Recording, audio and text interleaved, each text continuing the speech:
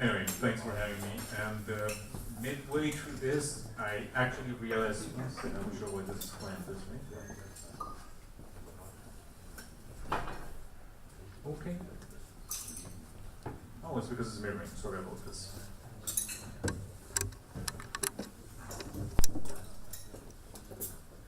There we go. So, as I mentioned, midway through this talk, I actually realized that how do you even was not the best name for this talk, and that something more relevant was ledgers. When would you even? Because we're going to be talking about distributed ledgers, and this is a technology that has gained some momentum in the last few years. And they're powerful tools with interesting properties of their own, but these properties come with trade-offs. And they're not just a fancy new database that you're just going to swap in place of whatever relational or object store you're using right now, and just get a new bunch of qualities for free, which is what proponents of new technology sometimes tend to go for. So here's the plan. I'm going to give you a quick overview of what they are, in case anybody is not familiar with distributed ledgers. We're going to talk about what I see as the requirements for ledgers to be worth it. And then I'm going to give a few counterpoints about trade-offs that you're going to face. And so hopefully this talk will give you enough of an idea to figure out if they're a fit for a project that you're doing. And that way you're going to be better prepared when some extremely enthusiastic consultant comes in and says, oh, we should put that on a blockchain. So we should have some buffer time. So if any point for any reason is not too clear, just raise your hand and we can maybe clarify things as we go, or then we just say things for the end if not. So who am I?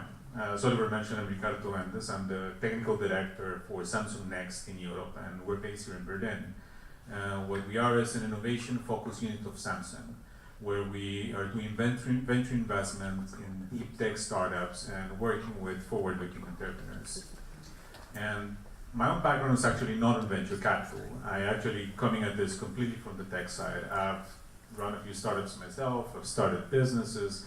I've done consulting and contracting, mostly for large financial institutions way back in Latin America. And as you can imagine, doing this, I've encountered my own fair share of misapplications of technology. You know, where, for instance, somebody shows up and gets themselves that since MongoDB's web scale, now every financial transactional system should be in Mongo. So when Oliver asked me to give a talk about something, I figured that this would be a good way to save a few people some time. So first of all, a couple warnings here. I'm going to place a couple big red asterisks in front of this. First is that there's many approaches to distributed ledgers. I'm going to be glossing over some specifics given the time that we have in order to focus on the characteristics that I think all of this or most of this share. So feel free to grab me after doing the networking sessions if you have any particular approach that you want to discuss. And second is that a colleague asked me if these characteristics were generally accepted. And that's a second red asterisk there. This talk is positively teeming with personal opinion. Some people are going to agree with all of them. Some people will suggest all the different ones. So let's talk about ledgers. What are these things? And at their most general, ledgers are a type of distributed database. They're meant to be synchronized through a consensus mechanism. And a key characteristic that they all share is that, much like an accounting ledger, you only append data to them, but you don't really go back and edit past records. That's it. These are the three most common things.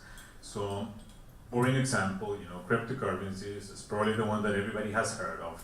In that case, what the ledger keeps is the transactions of coins, when they're created, how they're transferred among different owners. But that's only in one use case. In the last years, there's been lots of examples of applications for distributed ledgers, from keeping track of diamonds to decentralizing authentication to someone who I met who actually tokenized the wine harvest, sold tokens through a blockchain, allowed people to trade them freely, and then use the final ownership use the money to fund his vineyard, and then use the tokens recorded on the blockchain to distribute the profits to the people who had actually invested in the first place. So instead of going, given there's such a wide range, instead of going over specific examples, I'm going to dive into the general characteristics, and then we can discuss some specifics at the end if we have time. Okay? So there are 6 requirements that I'd say need to be present for a distributed ledger to be worth the overhead and effort. The system needs to be distributed, to have an absence of trust, to require consensus, to demand disintermediation, to require to keep track of provenance, and to be auditable. If you don't fulfill at least 4 out of 6 and somebody's selling you on a distributed ledger, you may need to have a stern conversation with them about their motivations. So let's go over these in detail. Number 1, distributed. This one is kind of obvious, right? I mean, we're talking about distributed ledgers after all. But distributed is a bit of a loaded word. I mean, a distributed system, for instance, could be one that you just want to scale horizontally. You know the drill. Maybe you have more data that a single server can handle, so you want to spread it across multiple servers. Maybe you want to be able to run faster queries, or maybe you just want some redundancy. Now, do you notice what all those scenarios have in common? All those scenarios are all about you. There's someone in charge, whether it's you personally or your team. We can always go out and point at someone who owns the system. In all these cases, while the data may be distributed, management is still, by and large, centralized.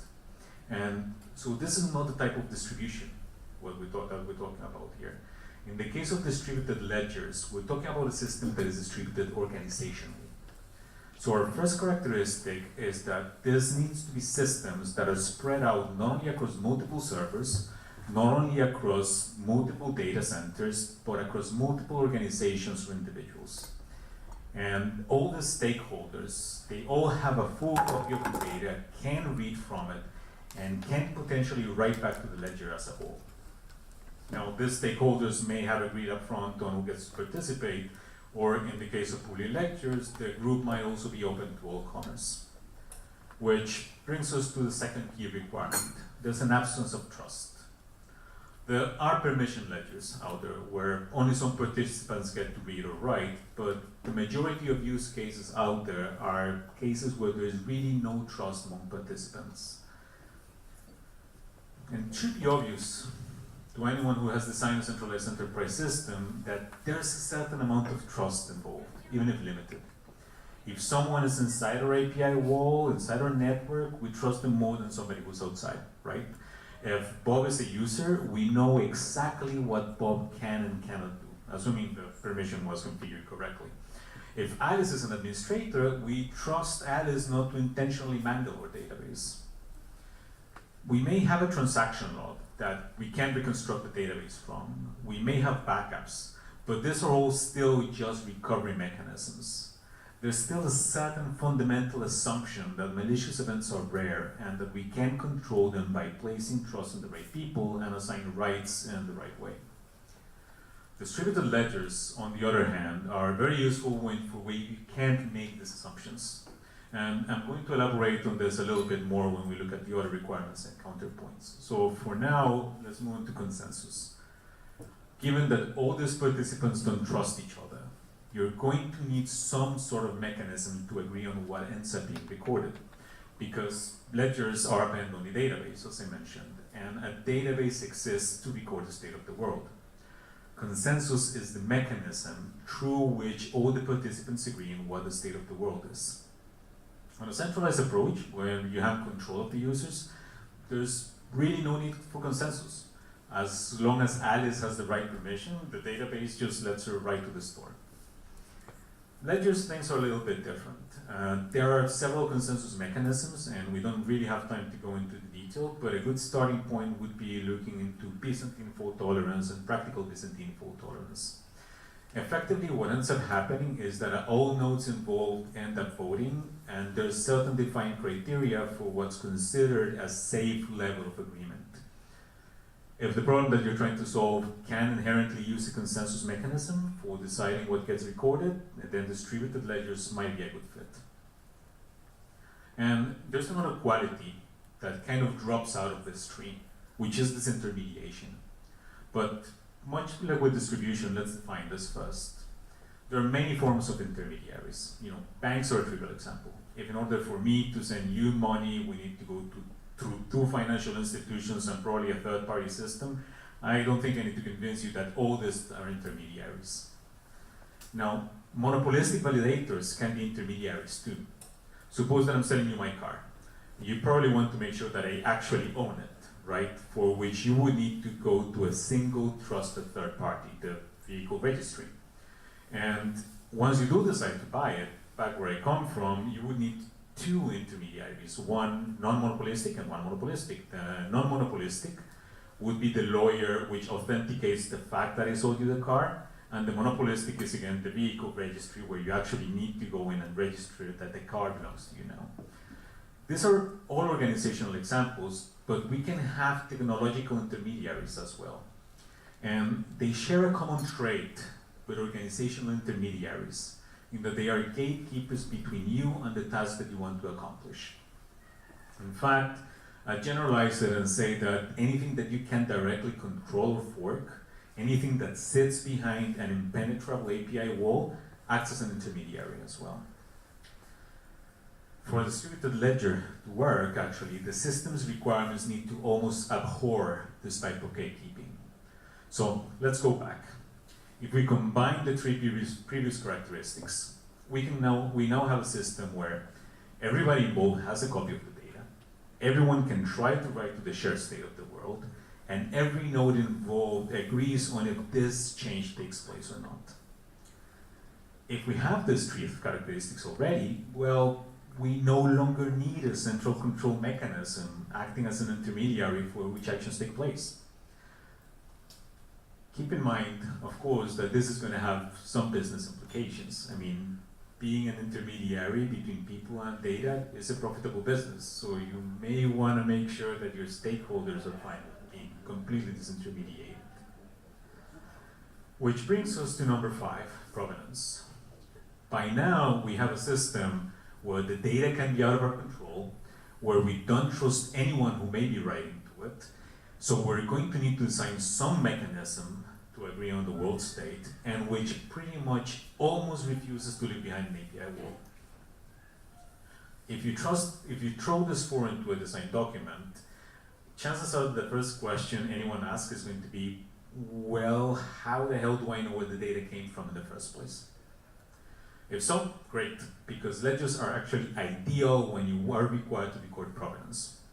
In fact, I referred to them earlier as a type of distributed database, and that's accurate, but in fact there's a description that's even closer.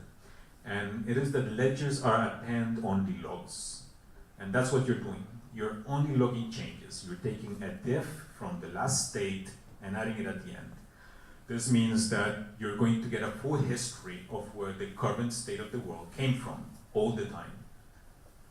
Now, logs aren't exactly known for their queryability, right? I mean, they record what happened, but not necessarily the current state. So if we have a bunch of logs, chances are that we're going to need some sort of indexing system on top, a summary of the current state of the world.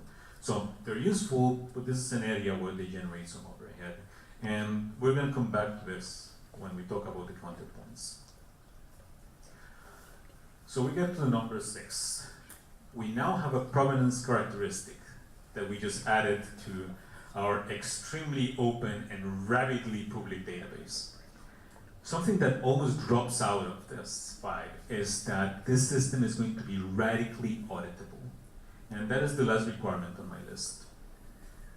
Now, anyone who builds systems, particularly in the financial context, would agree that auditability is great. I mean, I'm sure that your users or your stakeholders consider auditability something fundamental. So why am I even listing it among the characteristics that you may not want? And it's because I usually have found that businesses tend to be a little bit more selective about who gets to conduct an audit. And remember that we're talking about a fully distributed database where participants may not trust each other. This means that the system will also be auditable by everyone involved because everyone has a full copy of the data. So, why is it important to look at these things? I mean, ledgers have all these qualities. Why should we look at the flip side at all? And I keep throwing the word out there, which is overhead. I mean, proponents of new tech tend to gloss over these things, but as a developer, you're going to get a lot of descriptions of new technology that just boil down to two things. Tool X has infinite applications, and you get all this other stuff for free. And whenever you hear this about anything, put your skeptical face on. Because yes, one can twist any tool into a number of shapes, right? I mean, I could use a relational database to store my files, but guess which one is going to be easier to access, huh? And remember that there is no such thing as a free lunch. I mean, overhead will always be a price that you pay, and will come from different places.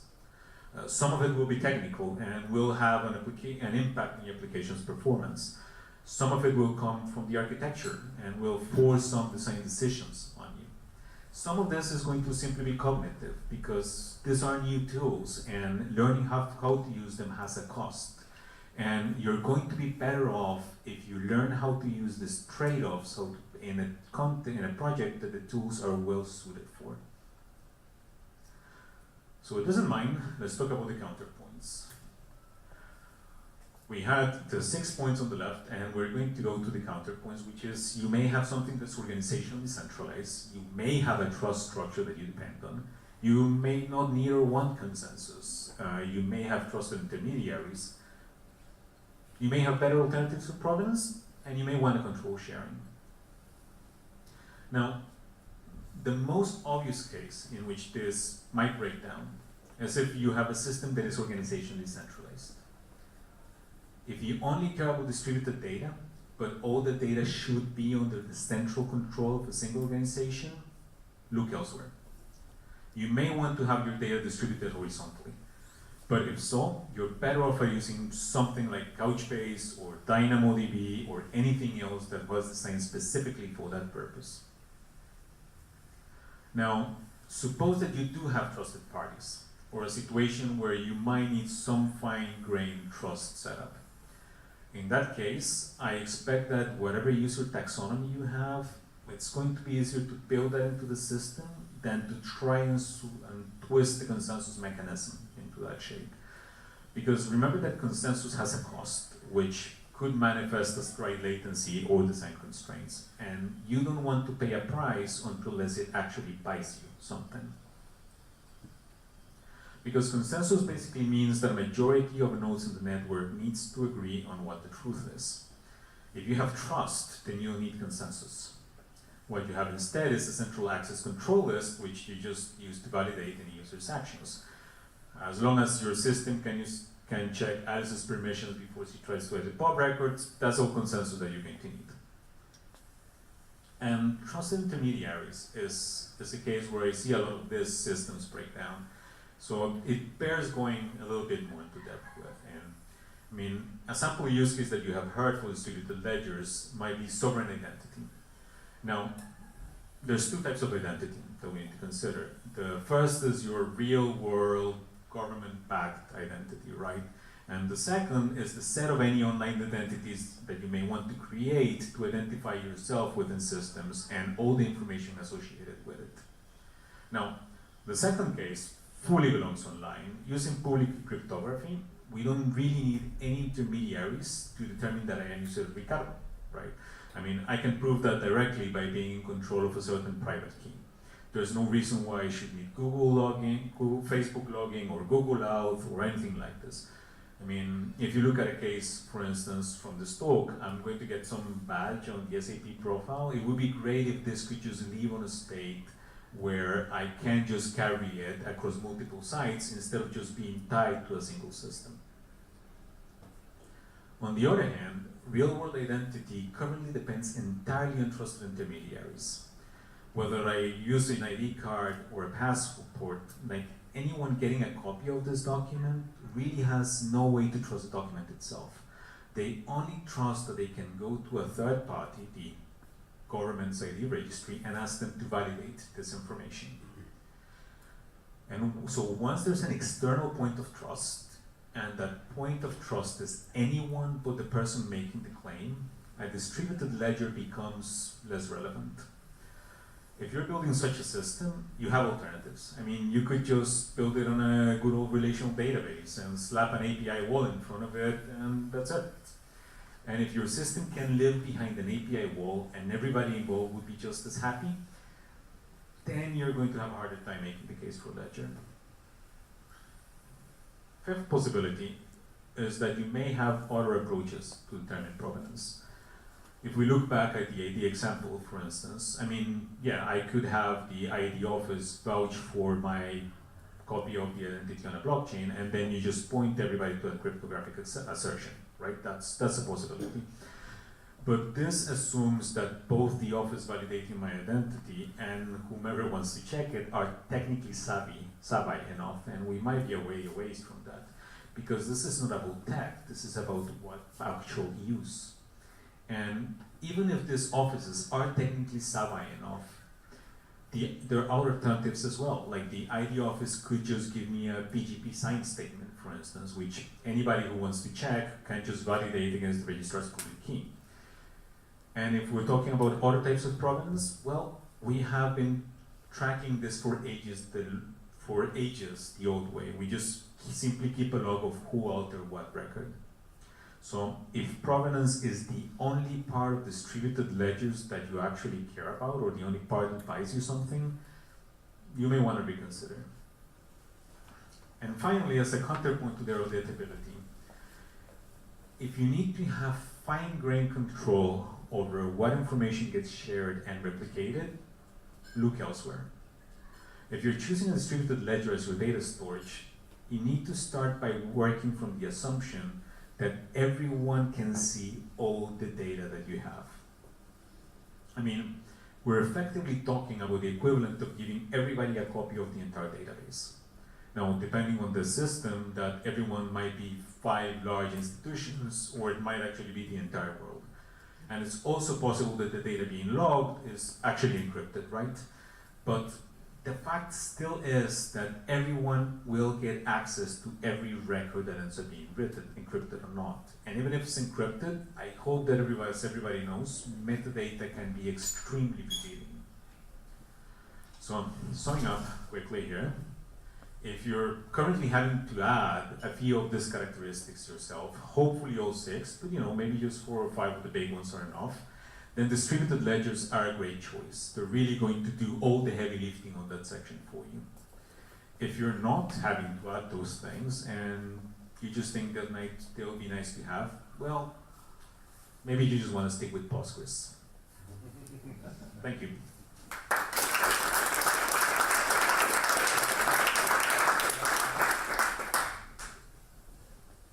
Questions, since I know that I talked too quickly? Can I stick with HANA instead of Postgres? We need to discuss it, grab me after. Yeah, small question about an additional thing. I hear a lot about power consumption, especially when it comes to Bitcoin and Ethereum. Would probably be an additional point if you want to go for efficiency, don't use a distributed ledger, or is that just some kind of bad impression I have? Not necessarily, actually. There's depends on what you mean by efficiency. First of all, yeah, the specific case of Bitcoin is inefficient by design, just because in the specific case of Bitcoin, the time to construct the block is meant to be long, so that it's also hard to fake, right? But there's other approaches to distributed ledgers that don't use proof of work. I mean, proof of stake is one, and there's multiple, but it's not as favorable of generating a block every 10 minutes kind of thing.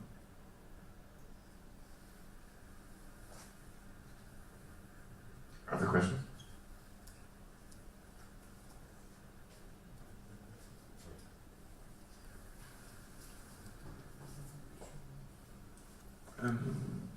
If you are looking for good blockchain or ledger cases, what you do, you get the ideas first and then you check if they pass, or you put the framework first and you only look for the one who you think that will fit, because it's quite different as a process. Well, in my case, I would probably go for the first. What you're asking is basically if I would look for a problem to solve or if I would look for a tool that I want to use, right? The second case would be like, hey, there's this really great tool, why can I use it for? But that's like basically grabbing a hammer and going out looking for nails, I guess.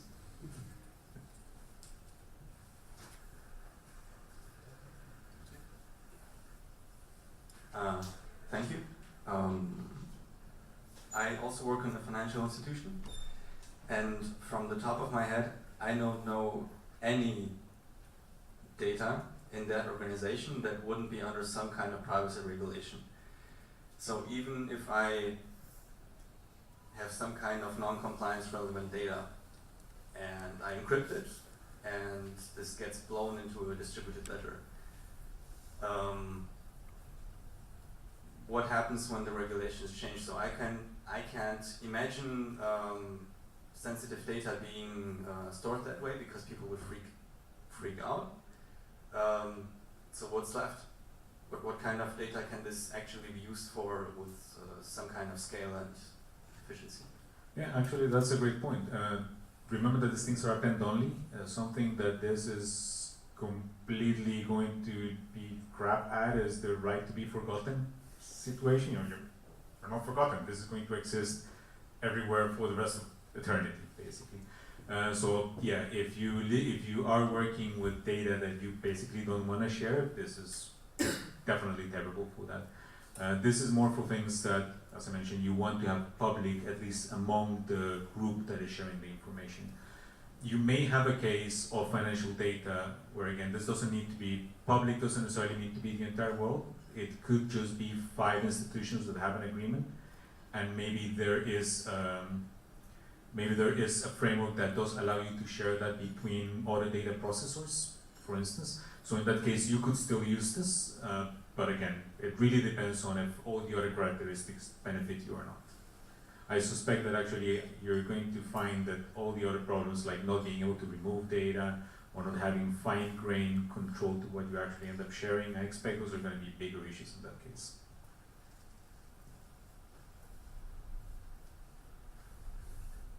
Anybody needs a microphone?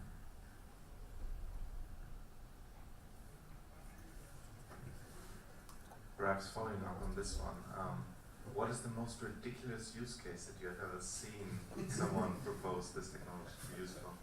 Oh boy, grab me off camera. Come on. You don't have to name names. Still. Okay. No other questions? Otherwise, Cool. Thank you. thank you.